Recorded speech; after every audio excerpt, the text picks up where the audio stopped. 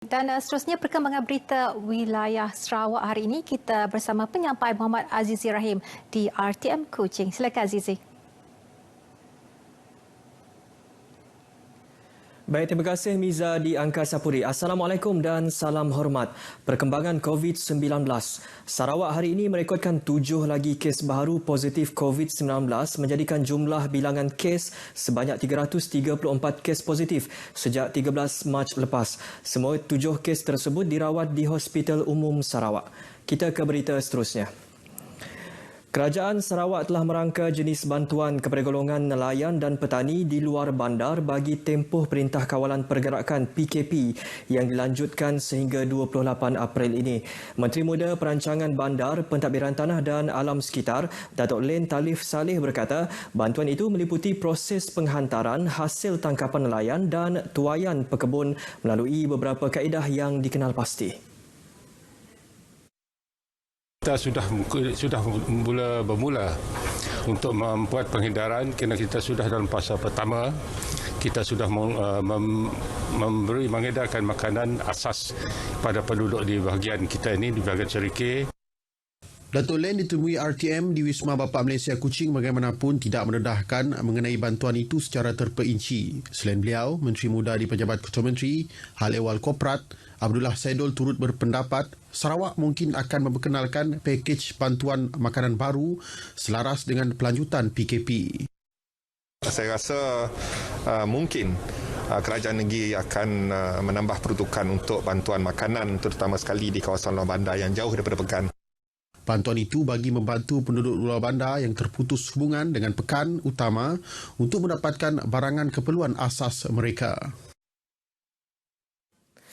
Dalam pada itu, masyarakat diseru untuk kekal patuhi PKP yang dilanjutkan sehingga 28 April ini.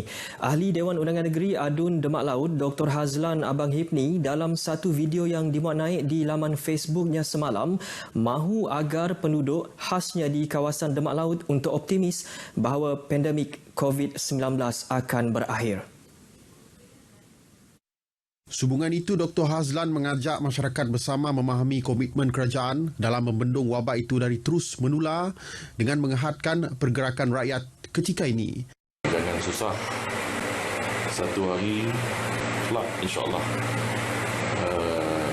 kita akan dapat melihat hasilnya di mana kes-kes positif akan terus menurun dan mungkin tidak akan ada lagi kes-kes baru.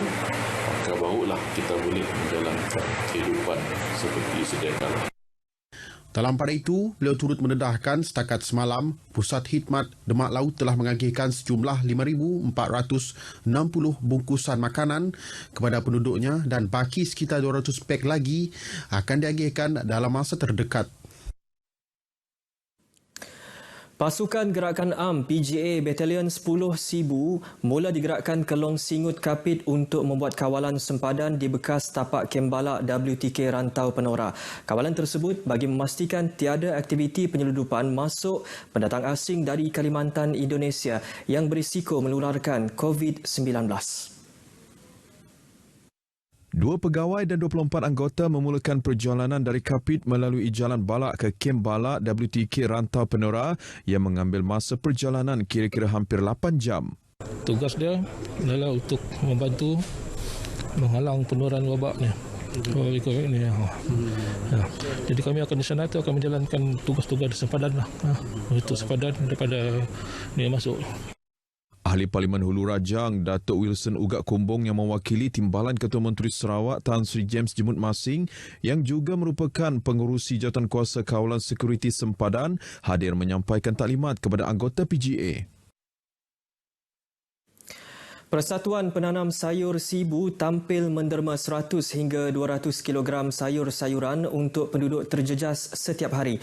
Usaha ini selari dengan inisiatif Kerajaan Persekutuan dan Negeri dalam meringankan beban rakyat di Sarawak, terutamanya dalam tempoh PKP. Menurut Residen bahagian Sibu, Charles Siau, inisiatif ini dimulakan bermula 20 Mac lalu setelah ramai orang menyuarakan kebimbangan nasib mereka yang terputus bekalan makanan di Sibu.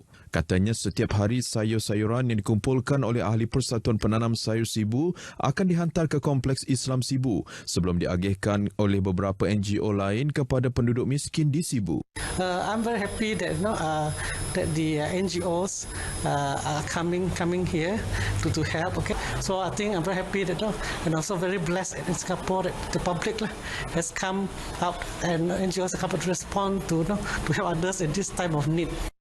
Bagi Bendahari Persatuan Penanam Sayur Sibu, Kong Chong Poh, pihaknya membuat keputusan menderma lebihan sayur-sayuran kerana tidak mahu membuang sayur itu berikutan penurunan permintaan semenjak PKP dikuat kuasa. Untuk kita yang kita boleh, kita sumbangkan orang, yang orang tidak ada yang makan, kita sumbangkan dia, sama-sama kita rakyat Malaysia.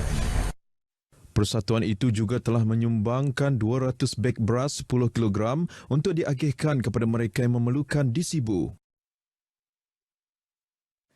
Sekian berita wilayah dari Sarawak. Stay at home, duduk di rumah, jangan keluar. Kita kembali bersama Miza di Angkasa Puri. Silakan, Miza. Baik, terima kasih Azizi.